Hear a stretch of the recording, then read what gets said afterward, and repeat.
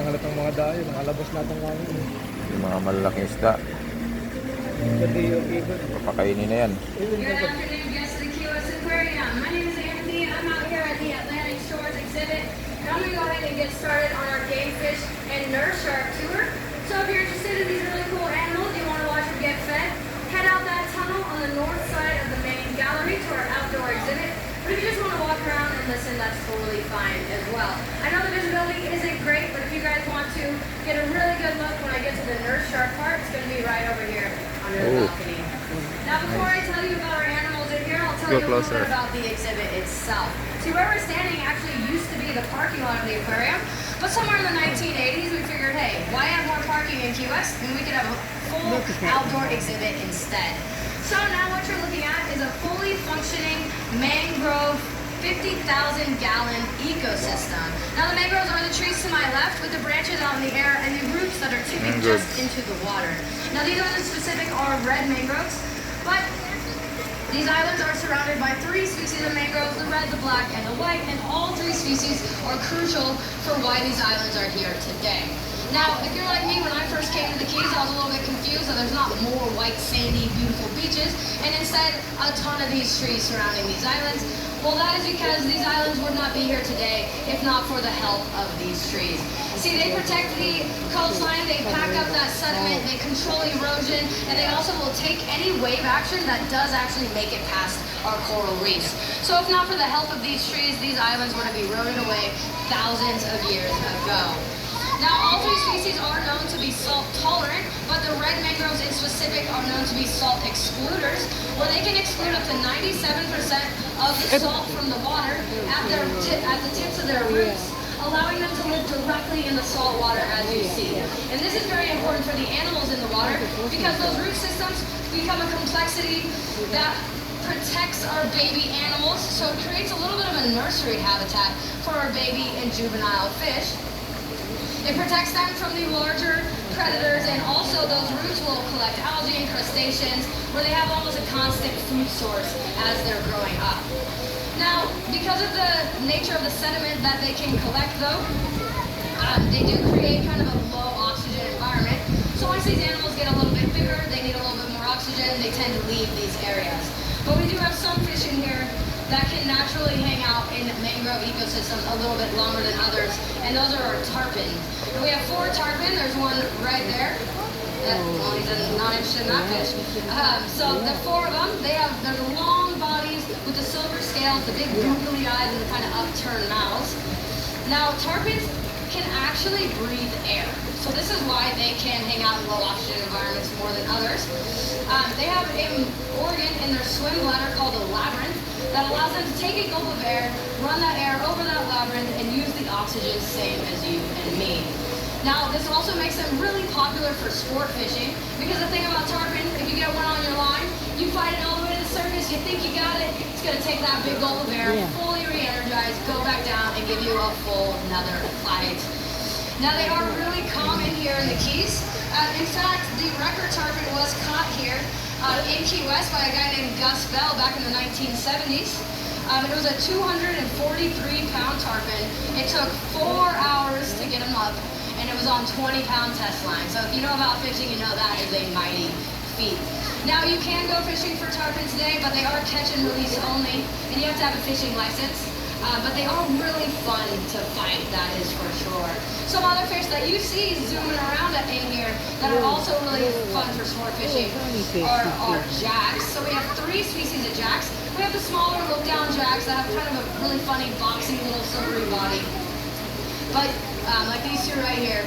But the bigger ones, the ones that you see chasing each other around, are our horse-eyed jacks, like that one right there, and our jack crevalles.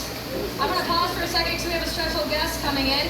This is Spike, our loggerhead sea turtle. Of course she did it. She comes up for Atlantic Shores, still in all the glory. Now you guys get to see how big she is. Huge. She loves to steal the spotlight in Atlantic Shores. But if you have any more questions about her, you can catch the next tour or just ask me after this tour. Now, back to our jacks. That one right there is a jack crevalle. So they're going to be a little bit bigger than the horse-eyed jacks. They also have a black spot on their gill plate and kind of a dome-shaped head. There's another one right there. Oh, drum got it. But anyway, so as you see, they speed around really fast. These fish can reach speeds up to 30 miles an Hello, hour. my boy. So if you look at them very closely, you'll see a little bit of a blue tint behind their eyes. And it's not makeup. I can assure you we don't put makeup on our fish. They're definitely pretty enough with that way. Right there. But it is known as an adipose islet. See, as these jacks are reaching these super high speeds of 30 miles an hour, sorry, I'm waiting for the thing to go over. So, they use this speed as a tactic to dart into bait balls of fish to ambush them, and those jackal balls will actually chase fish up onto the beaches. So while they're doing all this chasing and ambushing, that adipose islet protects their eyes from any damage that could ensue. But also, they act as kind of a polarization.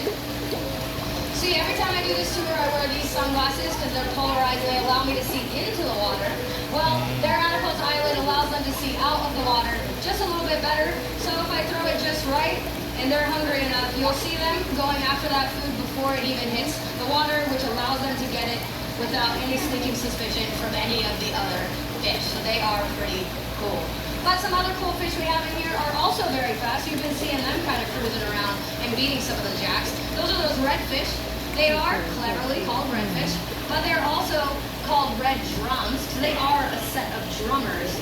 Now, these red drums make kind of a thumping noise, so if you're out in the ocean and you kind of feel this thump, thump, thump, it is probably a red drum. And they use this drumming by squeezing a muscle on their swim bladder, and they use it as a tactic of defense to kind of tell males to go away during mating season, but also to tell the females to come here during mating season. So two different reasons, but that is going to be a red drum. Now, we have another drummer in here, but it's more of a bass drum. So if you're out in the wild and you kind of feel a vibration in your chest cavity, or you hear kind of a bass drum or a sonic boom, it is probably a Goliath grouper. Now we do have a Goliath grouper in here. Her name is Gigi, and they use this sound to defend their territory. So if you're out in the ocean and you feel this, my advice is to turn around and head the other way, because they're letting you know you're getting just a little bit too close. I actually see her coming right towards me. She is target trained, so I'm going to try to get her fed. Hopefully you guys can see her. She has kind of a brownish grayish body. She's right there at the bottom, and black spots all over her body. It's especially prevalent on her fins. Here she is right here. I'm going to see if she'll get that piece of food. Oh, I don't know if she's gotten it yet, but hopefully she'll get it before somebody else does. But anyway, if you do get a chance to see her, you'll see she's a pretty large fish. She's about 100 pounds, but that's actually small for her species. See, Goliath groupers are the largest species of grouper, and they can get up to, if not more, than 800 pounds and 8 feet across. So the size of a small car cruising around our oceans, which is pretty wild. Now, because of this massive size, they were also really popular for sport fishing, so much so that they actually were fished into into functional extinction, and this means that their populations were so low they no longer played a functional role in any of our ecosystems. But luckily they were put under federal protection back in the 1990s that allowed their populations to kind of have a break. I would say the conservation success story